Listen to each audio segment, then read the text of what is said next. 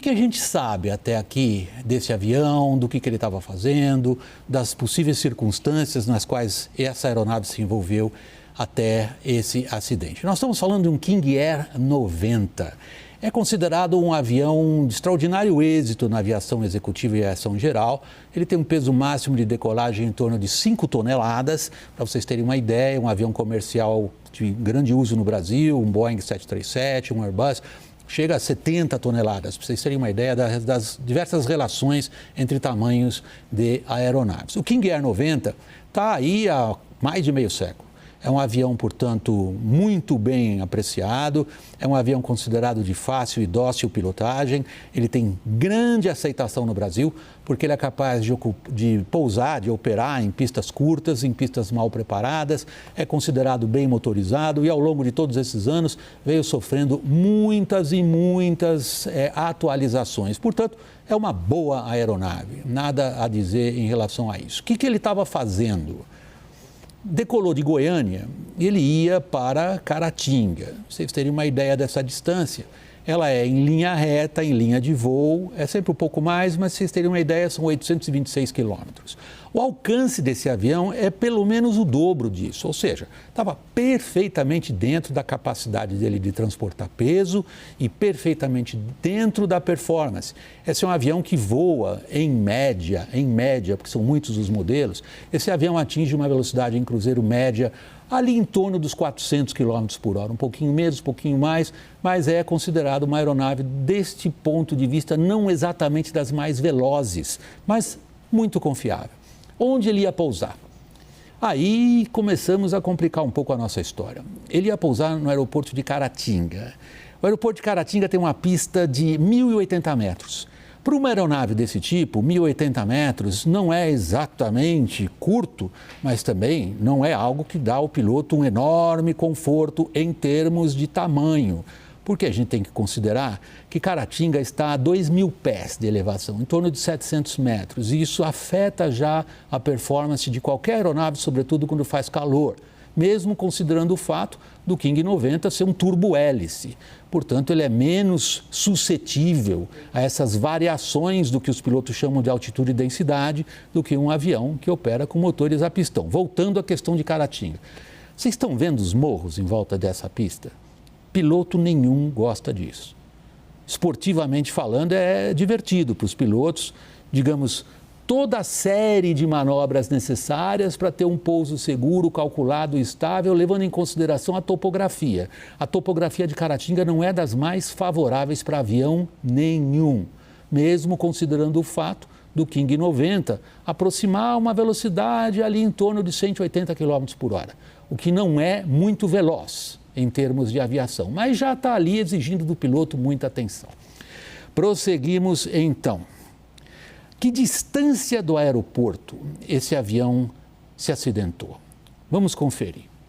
Isto é fácil, isto é um fato, isto não é interpretação. São pouco mais de 4 quilômetros, 4.000 e poucos metros. Isso aí a gente mede em qualquer desses aplicativos da internet, sabe-se exatamente o local do acidente, sabe-se exatamente o local do aeroporto. Portanto, esta medida é razoavelmente exata. Local do acidente, 4 quilômetros da pista. Isto significa uma aproximação de mais ou menos, um pouco menos, os pilotos falam sempre em milhas náuticas, de mais ou menos, um pouco abaixo de 3 milhas náuticas. Qual é o problema ali? É que exatamente no ponto em que as aeronaves costumam ficar alinhadas com o eixo da pista, que é onde ele caiu, há fios de alta tensão. Vamos conferir. Esses fios estão perfeitamente registrados. Estamos vendo os fios através do aplicativo Google Earth. Qualquer um de vocês pode conferir o que nós fizemos. Fios presos a torres de alta tensão deste porte, mais ou menos 35 metros de altura tem uma torre dessas. Então, podemos considerar que os fios estavam, no mínimo, a 35 metros acima do solo e vamos considerar que as torres, por sua vez, estavam em cima de morros que também têm uma elevação. Esse cálculo razoavelmente, digamos, bruto que nós estamos fazendo, permite, porém, que a gente veja uma outra questão. E aí nós começamos a falar diretamente do acidente. Existe um cálculo na cabeça de todo piloto quando vai pousar por regras de voo visual num aeroporto desconhecido, que é manter uma rampa, como os pilotos dizem, ou seja, um ângulo de descida que lhe permita ter a aeronave perfeitamente controlada em termos de direção para onde ela vai, mas principalmente em termos de quanta altitude ele perde por distância que ele percorre. Vamos voltar para o nosso cálculo. O cálculo é o famoso 1/3, que todo mundo aprende no aeroclube logo no começo. Se falta 1 milha para chegar na pista, eu tenho que estar a 300 pés acima do solo. Se faltam 2 milhas para eu chegar na pista, eu preciso estar a 600 pés acima do solo. O King 90, no qual se acidentou a cantora, ele bateu a 2,6 milhas do aeroporto, ou seja, ali onde ele se chocou com o fio de alta tensão, ele teria que estar a 780 pés, continha simples, certo? Pois os fios de alta tensão ali estão a mais ou menos 300 pés. Em outras palavras, este avião voava naquilo que os pilotos chamam consideravelmente abaixo da rampa. Nós queremos trazer um vídeo para vocês que circula nas redes sociais, tirado da cabine de um outro avião de pequeno porte, um bimotor também, nada a ver com esse King, para vocês terem uma ideia da sensação do piloto nesse momento de aproximação com essa, olhem bem, à esquerda está sentado o comandante, o avião é um Baron, é um avião a pistão, bimotor, muito bem consolidado. Olhem para baixo, à esquerda, vocês vão ver a estrada e a cachoeira ali na frente. É nesse ponto que ele bateu no fio de alta tensão.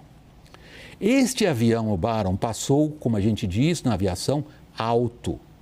O King passou ali baixo, em termos relativos. Olha a cachoeira ali onde o King caiu.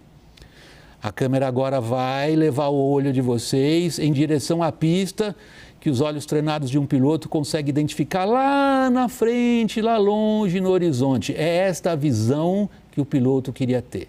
Vamos ver do ângulo invertido agora? Eixo invertido?